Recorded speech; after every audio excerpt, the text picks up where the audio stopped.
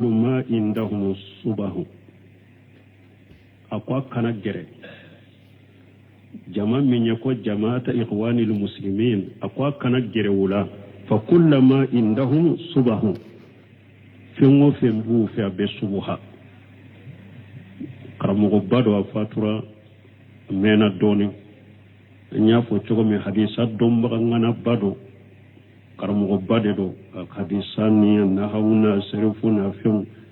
arbe madigali nunu abrazaqu badri nunu sadu suhaymi nunu mubil wadi nunu ka karamugo kacha karamugo bamin kala nala hadisa domba ngana do akonin jama ko kana gere wulade foyi tufe ni subuhate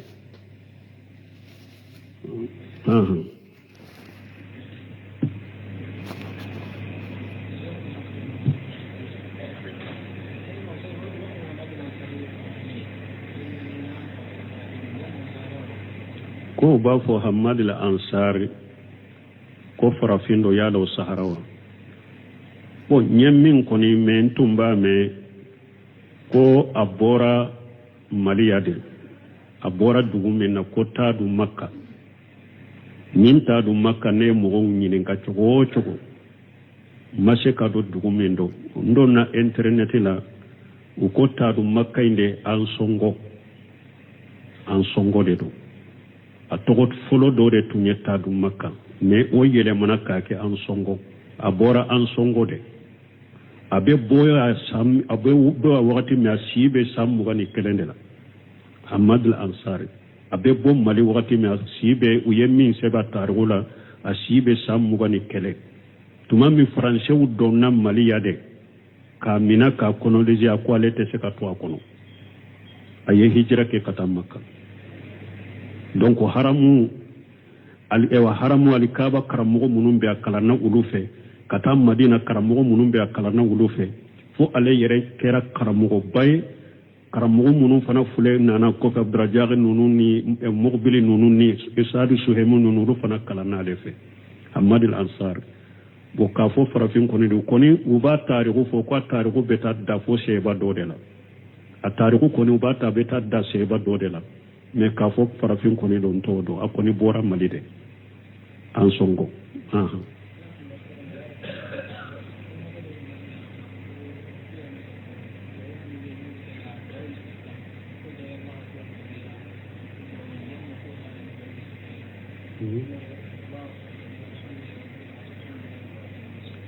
aw ko duawu ali istitahu ni ye kabaru ke be salli dayele mini duawu mununye unana na choko chamana ko Allahu akbar kabira subhanallahi walhamdulillah kasira bukratan wasilao asahalendo duawu munun nana ubefo ni be salli dayele karbaru fula abo kono duawu sahalendo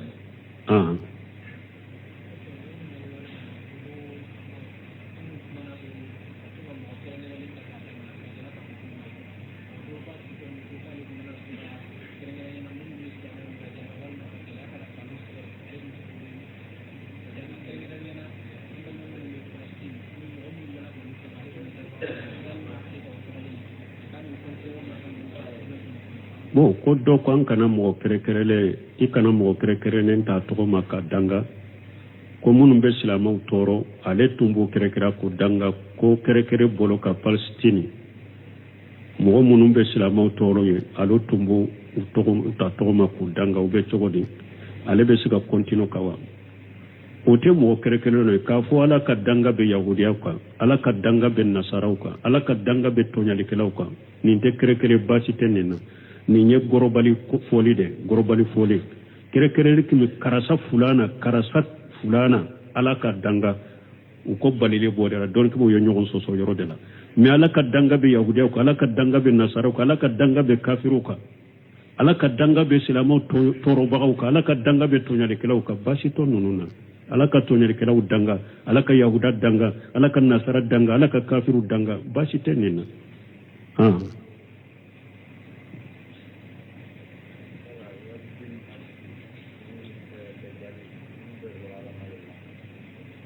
bon ko ya jojo ni ma jojo ko lu bewra adama de la be hadama de ani dajali nunun be hadama deunde do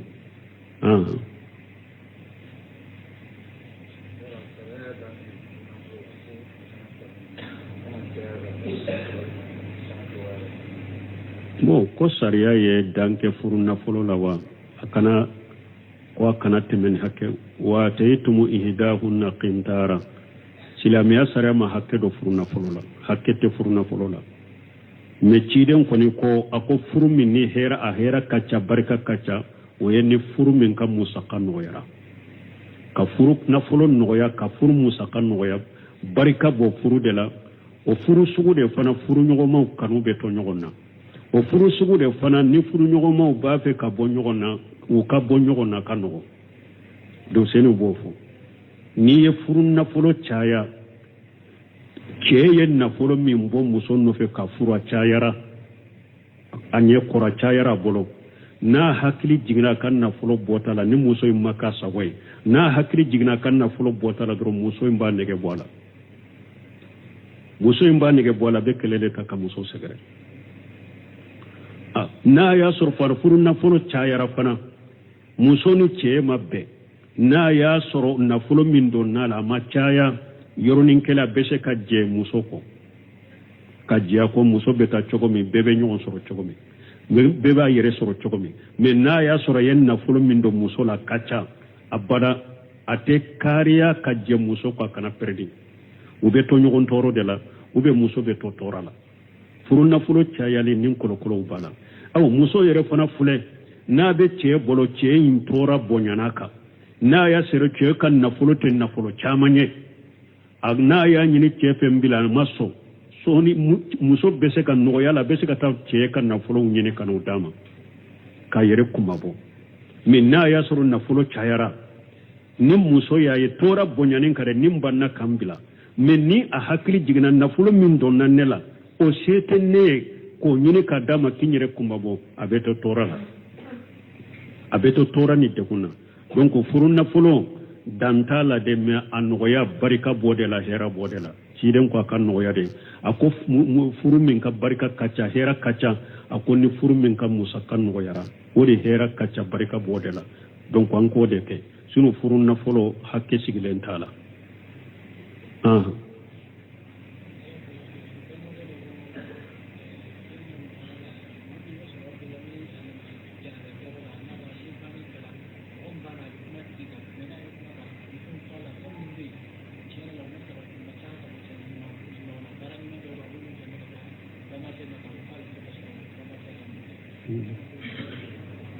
bon ko mogo kala hale munye mogo minna nana baniro la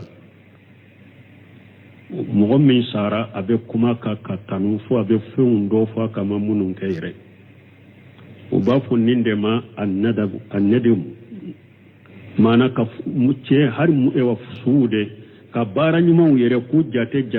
ayen ninke silamiya sare maso nyere dema dantige yero la baniro la ka to ka su ka bara nyuma jate ku fo o tebbe silamiya sariya balela ni balili kala silamiya sariya ye nu yen nu fo ba fo ko cide mba fo ko nu sudo temena cide ma ko ya tanu ni hera ko wajabati ko nu sudo temena cide ma ya tanu duma ko wajabati ko cide ka ude yala ka sere o dugu koloka nin tanu ni sugu nin dan datanga sugu tede mogo min ye mogo nyuma ya fatura a fatuto ni tara yoro mogo ba fo tiya la karasa ala ya seriya bagado kesiri lendo aya sere a kesiri aya yere jija ciden kambo faso de ma su temeto mogo min na durana fo mogo nyuma fule ka fatu ni ye mogo nyuma do mogo kesiri lendo ciden kambe ninde ma ube na fatu sera mogo min wa fo mogo nyuma fatura ciden kambe ninde ma awde ala ka seru ye dugu koloka o yere muminu de ko do de mais sinon fasiri ni yere ka fas inyo na fasiku de yesere kika atun kanyi abe gere na bete fasiku ka tanuni no ka sere ate jatere ala kam mo nyuma munum be dugu kolo kam muminu nulu ye mo min tanuni hera ci den kam bo odema mais banni yoro la ka ke dantigeliye karasatum bete hari na tumbake kam munun ke ka jokko ke dantigeliye jama kun ka tebbe islamia sarala janko kata fundo fuaka kwa yo ke kasora moko yengalonde o yengalon tigene o tebbe silamia sarela ambe dantigele minke sudo nyorola ke sunna la de sariala awanna de budedo haramu de do silamia sariala e dantigele nyere cide nye su yere sutura le cide nya kere tu jolefo fula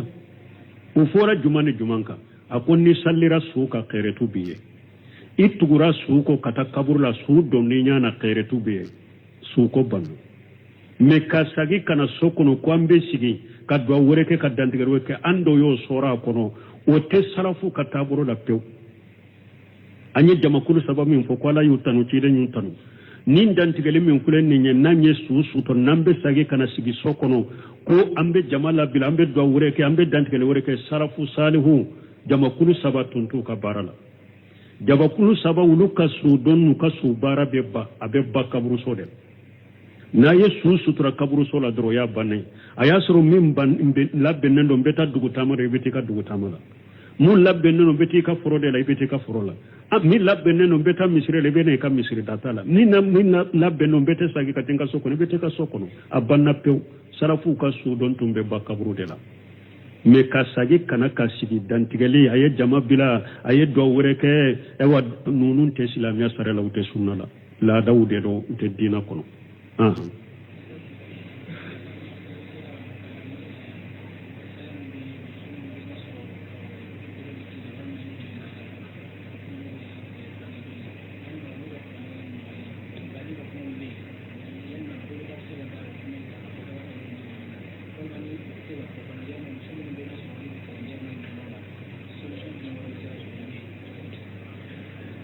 Bon, comme muso ni abolo be jila abe kalo bola aka qur'ana kala ube kama qur'ana la ambe se kamu fola don ke bo ka kuma sahale mimbala ni muso be kalo bola ube ebe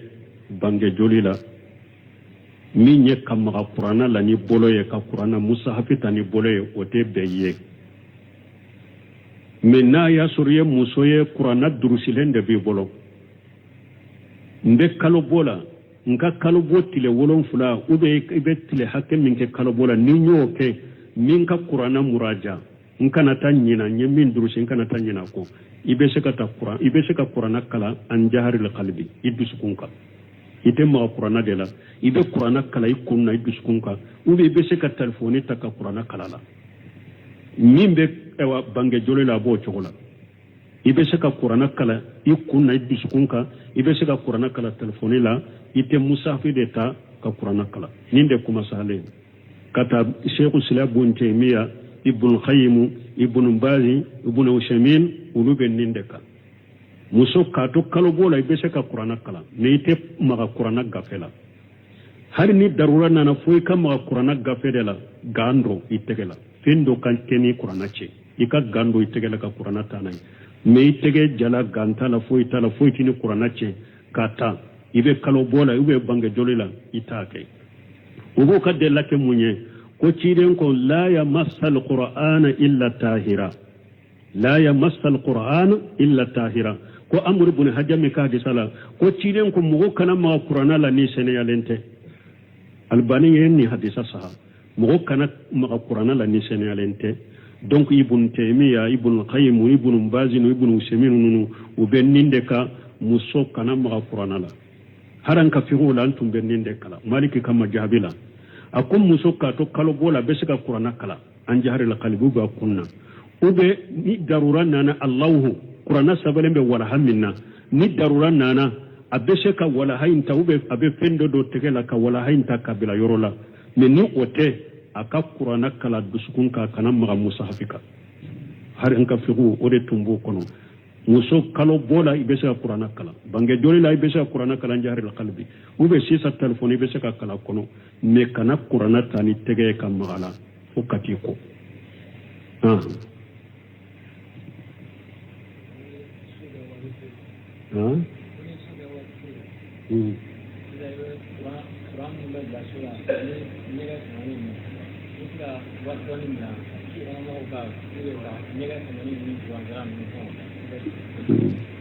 ka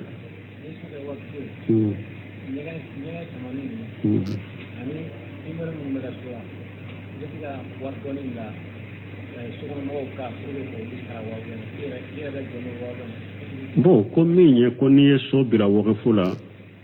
ko kuran sarali kuran munun ba kono ube nyegembo ube se ka lokaso mina so tigula kulu bo nunu ni sariya be jamana kono waqfu be sage ka to dema andela ka foya an ko waqfu koni be barake min ye waqfu ka be barake na kan nganiade ale ya kan nganiya ke min ye waqfu la waqfu bara be to chogodela na ya sora le mo do kere kere ya karasa nka waqfu mun fulani nye ede ka jona aka korosiliye aye ewa nganyani aka ewa kuma munun foye ube barake wodeka na ya sura ya foye waqfu mun fulani nye e ka jona e ka konya na bo donc kuran sara iko obo asarala ube nyege uko bo ala na ya sura waqfu tugu yen fo ube boala na ya sura waqfu tugu mu fo ute boala munun ba kono aw de be kuran sara aw de be nyega umbo aw ta ye draba kono waqfu koni be barake ni minye waqfu ka yen nan nyam minke waqfu be barake no de ha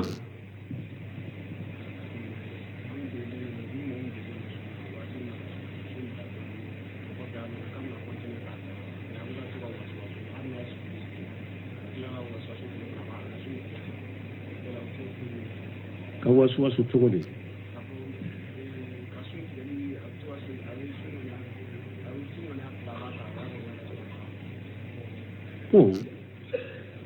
ni nyen kale min ko tim ko mo min tumbe na wakati do so ate wakati do su na nana desire sisa fo abesu ko min na le yesu rido ko tile kuna be wasu wakati do abesu tige wakati abesu kontine bona ya soro hakili bana de ba tigila ni hakili bana de bala wakati do la ka hakili bena wakati do hakili beta hakili tara wakati mitakilifu taka hakili be ya wakati mitakilifu baka na ya soro tigi bo chogodela an ube na ya soro min fulene ye koma ni summa dele abeto ka nyina de kammi na nyina na do munu kammi ni nyina mbole de ka sun kontine fenta ka sunna men ni ote ayere de ben nin chogola ka yere tugu kan nununke sunta ye ni sunganya ni anga ni duskuna dor ku ye suntige hari kana mi kana dumunike suntigera iye jita fana imina kitugu ka jita ka me kitugu ewa ka dumune do sunchiyana o sunchiyana atigi ka sira alanye de aka dantiga ka dantige sunka ka sira alanya aka sunke aka botilonkela alate mwose ka tilonke fenye batote tilonke fenye atigi ka sobete ta ka dantige sunka aka sun fokata sun fori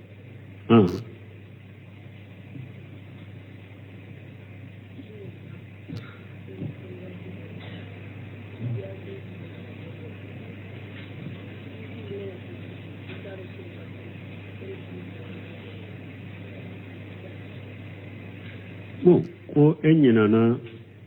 salli wakati doko ko dondola e hakili jigina salli wakati na ko beta salli wakati nsaraka salli me eta dosa yala la sarado ube futurido ube salli fana do itodo ibe munke yere ka do jate mina ibisukun kono yataharra iba jate mina akoni atete me salli fana kai ka salli fana salli ube atete me futuru kai ka futuru salli ube ye salli min toye atete me la sara kai ka la sara salli yere be salli do jate mina doro ko sara ko salli yataharra don ko yo defo mo min ni inyina na fendo ko bato ko do inyina na hakke fuko ube inyina na yala nindo ube ninte yataharra idus kun kono yere be do jate mina doro ka fo ninde do iboke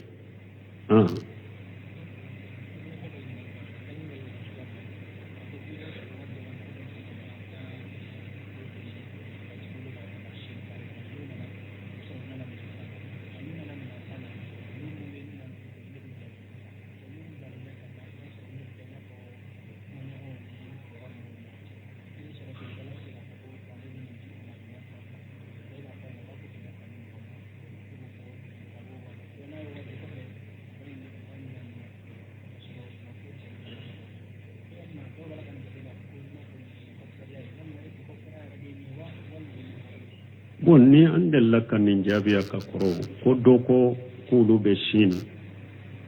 koni komrasa munum bora afirki nunu be yoro were kata ulu soroe kulu de be bila komrasa unye kata izini tigu fe ube kata minan tigu fe sini wo ede be ke dala mina e fana komrasa ni minan tigu che sini komi ute sina wakame oyi ba soro ni minan tigu nye afo e yesisa kom minan priye keme fulade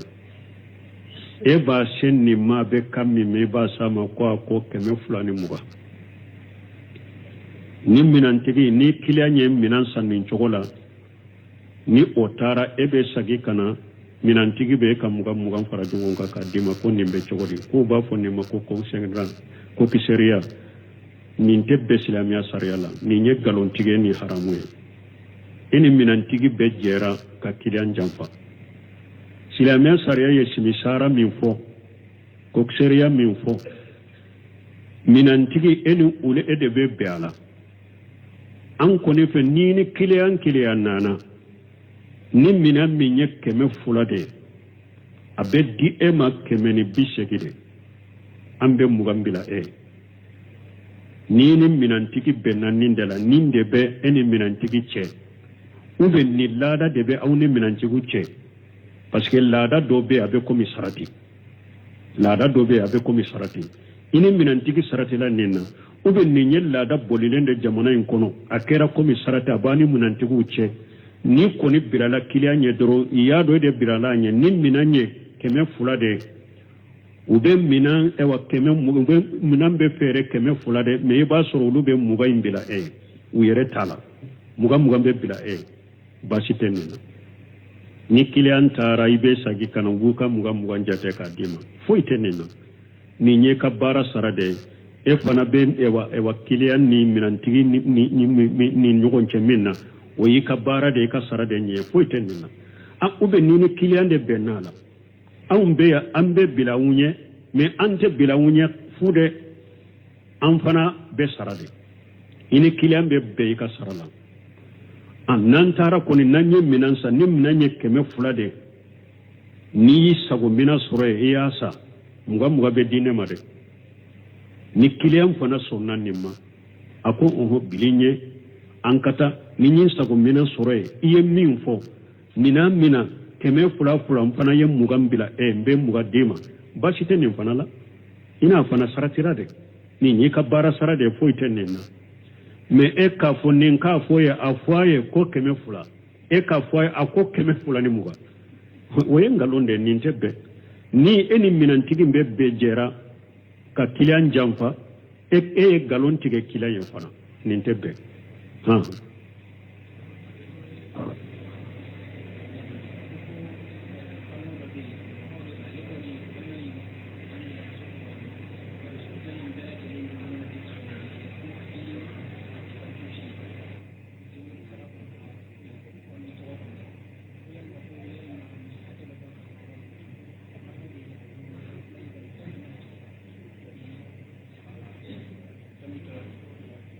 bon ko ambalma do be ko musa fula ba bolo ko muso fula kelen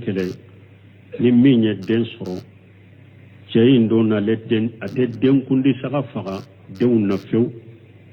ni nya ka tabolo be chogodi den kundi saka doni ke ba panchaman ba ka sunna de sunna fana ni mo minya ke ye sunna imbaraji soro ni ma ke fana ikkumantera sunna imbaraji de la junubotila nanko sunna de do wala akoni ye sunna do de toye abe manke barajila ni fana denkundi saga inna fa be denka bun qaymu be kuma ka tufatul mandud bi hakamil mawlud denkundi saga na fa min be denka abe kuma ko wala anafa do be denka wala ika denkundi saga ko ni na yuru wali biya sebiye ika denkundi saga faga ode ye sunna ye ode kanyi abe doni ko do yere boro wajibi de abe munum bolo ko denkundi saka fagali ye wajibi de ni ma faga wala ibe junubu so ni tugu ka to ya sebi ye ma faga ibe junubu so na abe munum bolo ko sunna de do immankera sunna imbaraji de la junubu tela na nyuma ayiru wadi be mo minya afaga ode kani e yere ka sunna imbaraji soro ani fana annafa dobe denka komi don ke obe kuma ka chokomi سبحانك اللهم ربنا وبحمدك اشهد ان لا اله الا انت استغفرك واتوب اليك لا تقربوا جماعة الإخوان المسلمين فكل ما عندهم الصبح أقوى كنجرة جماعة من يقول جماعة إخوان المسلمين أقوى كنجرة ولا فكل ما عندهم صبح في مبو في أبي الصبح karamogo bado afatura mena doni nya fo chogo mi hadisa domba ngana bado karamogo bade do hadisa ni na hauna serifu na fion arbi madigani nunu abrazaqu badri nunu sadu suhaymi nunu mubil wadi nunu ka karamogo kacha karamogo ba min kala nala hadisa domba ngana do akonin jama ko kana gere wulade foi tufe ni subuhate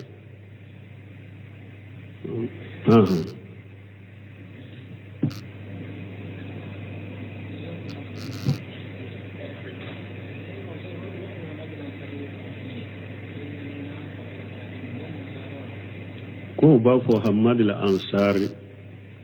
ko farafindo yalo saharawa ko nyemmin ko ni men tumba me ko abora maliyade abora dugumen na ko ta du makka ninta du makka ne mo nyinin ka chogo mashe ka do dugumen do ndo na internet la u ko ta du makka inde an songo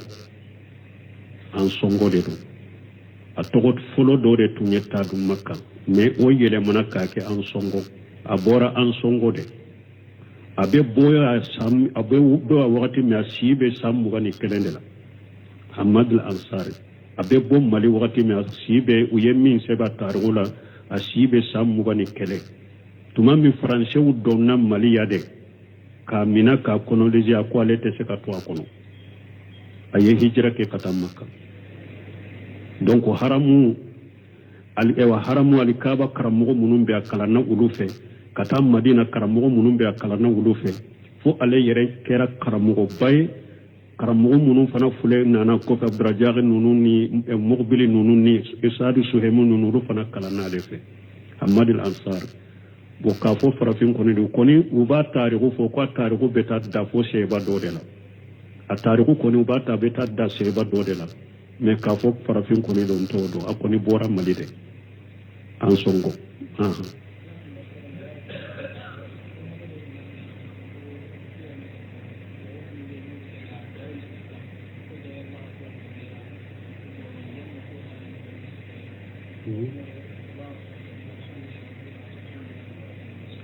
aw ko duawu ali istitahu ni ye kabaru ke be salli dayele mini duawu mununye unana na choko chamana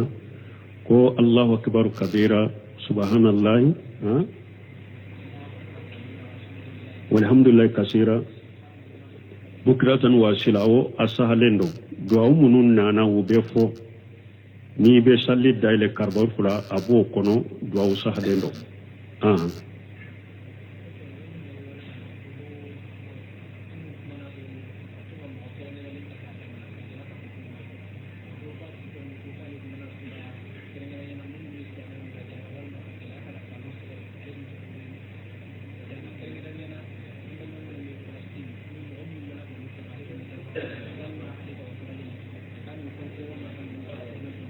bo ko do ko an kana mo kerekerele ikana mo kerekerele ta to maka danga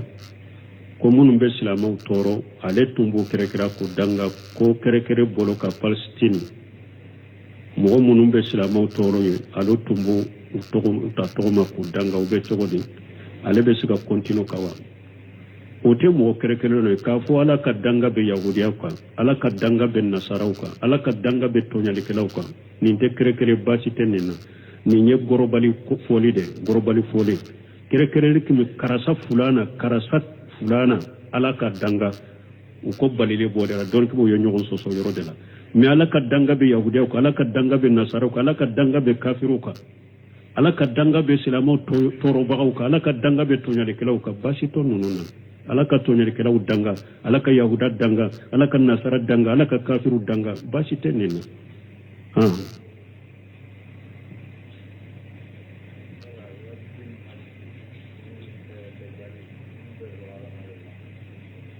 bon ko ya jojo ni ma jojo ko lo bewra adama de la be hadama de ani dajali nunun be hadama de do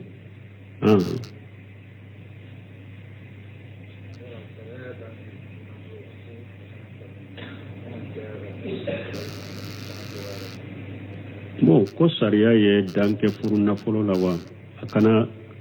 ko kana temen hakke wa taytumu ihdahunna qintara silamiya sariya ma hakke do furu nafolo la hakke te furu nafolo la me ciden koni ko ako furu min ni hera a hera kacha barka kacha o yenni furu min kam musaqan noya ka furu nafolo noya ka furu musaqan noya barka bo furu de la o furu sugu de fana furu nyogoma kanu be to nyogonna o furu sugu de fana ni furu nyogoma ba fe ka bo nyogonna o ka bo nyogonna kanu do senu bo fu ni ye furu nafolo chaya ke ye nafolo min bo muso no fe ka furu chayara anye kora chayara bolo na hakili jigna kan nafolo botala ni muso maka sawai na hakili jigna kan nafolo botala dro muso mba nege bola muso mba nege bola be kelele ka muso segere na ya sor furu nafolo chayara fana muso ni che mabbe na ya soro nafolo min don na la ma chaya yoronin kela bese ka je muso ko ka je ko muso beta chogo mi bebe nyon soro chogo mi beba yere soro chogo mi me na ya soro yen nafolo min do muso la kacha abada ate kariya ka je muso ko kana perdi ube to nyon toro de la ube muso be to torala furu nafolo chaya le nin kolo ubala aw muso yere fana fule na be che bolo che in tora bonyanaka na ya sere che kan nafolo ten nafolo chamanye agna ya nyini che pembila maso so ni muso bese kan no yala bese ka ta che kan nafolo nyini kan udama ka yere kumabo minna ya suru nafolo chayara ni muso ya ye tora bonyanin kare nimbanna kambila menni a hakli jigna nafolo min donna nela o sete ne ko nyini ka dama kinyere kumabo abeto tora ni tekuna donc furun nafolo dantala de me anoya barika bodela hera bodela ciden ko kan noya de ako furu min ka barika kacha hera kacha ako ni furu min ka musa kan noya wodi hera kacha barika bodela donc an ko de ke sunu furun nafolo hakke sigilen tala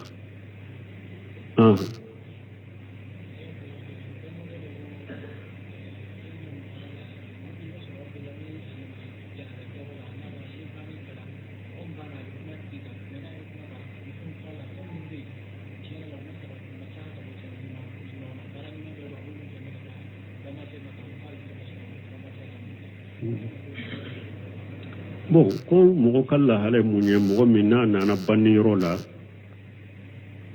mogo min sara abe kuma ka tanu fo abe feundo fo kama munun kayre o ba fo nindema annadum mana ka mucce har mu ewa fusude ka bara nyuma yere ku jate ayen ninke silamiya sare maso minyere dema dantiga yero la baniro la ka to ka su ka bara nyuma jate ku fo o tebbe silamiya sariya balela ni balili kala silamiya sariya ye nuyen nun fo ba fo ko cide mba fo ko nu sudo temena cide ma ko ya tanu ni hera ko wajabati ko nu sudo temena cide ma ya tanu duma ko wajabati ko cide ka ude yala ka sere o dugu koloka nin tanu ni sugu nin dan datangale sugu tede mogo minye mogo nyuma ya fatura a fatuto ni tara yoro mogo ba fo ciya la karasa ala yen seriya bagado cesiri lendo aya sere a cesiri aya yere jija ciden kambo faso de ma su temeto mogo min na durana fo mogo nyuma fule ka fatu ni mogo nyuma do mogo cesiri lendo ciden kambe ninde ma ube na fatu sera mogo min ba fo mogo nyuma fatura ciden kambe ninde ma awde ala ka seru yeddu ko loka o yere muminu de ko kodo de mais sino fasiri ni yere ka fas inyo na fasiku de yesere ke ka tun kanyi abe gere na bete fasiku ka tanune no ka seriate jate de ala kam mo nyuma munum be dugu kolo kam mu'minu nulu ye mo min tanu ni hera ci den kam bo dema me banni yoro la ka ke dantigeliye karasatum bete hari na tumbake kam munun ke ka jokko ke dantigeliye jama kun ka tebbe islamia sarala janko kata fundo fuaka kwa yo ke kasura muko yengalonde o yengalon tigele o tebbe islamia sarala ambe dantigeli min ke sudo nyoro la te sunna la de sariyala awanna de bude do haramu de do islamia sariyala dantigeli nyere ci de nye su yere sutura le ci de nya kere tu jolefo fula o fora jumane jumanka akonni sallira suka kere tu biye itugura suko kata kaburla su donni nya na kere tu biye suko banu me kasagi kana sokono kwambe sigi kadwa woreke kadantigero ke ando yo sora kono o te salafu kataburo da pew anye jamakulu sababu min fokwala yutanu chide nyutanu nin dantigele min kulen ni nanye su to nambe sagi kana sigi sokono ko ambe jamala bil ambe do woreke ambe dantigele woreke salafu salihu jamakulu sabatun tu ka barala jamakulu sababu luka su donu ka su bara beba abeba kaburu sode na yesu sutura kaburu sola dro ya banne ayasro min ban labbe nando beta dugu tamare beti ka dugu tamala mun labbe nando beti ka forode la beti ka forola mi labbe nando beta misire le bene ka misire datala ni na labbe nando beta sagi ka tinga soko beti ka soko abanna pew sarafu ka su don tumbe ba kaburu de la me ka sagi kana ka sigi dantigeli aye jama bila aye do woreke ewa nunun te islamia sarela ute sunna la dawde do te dina kono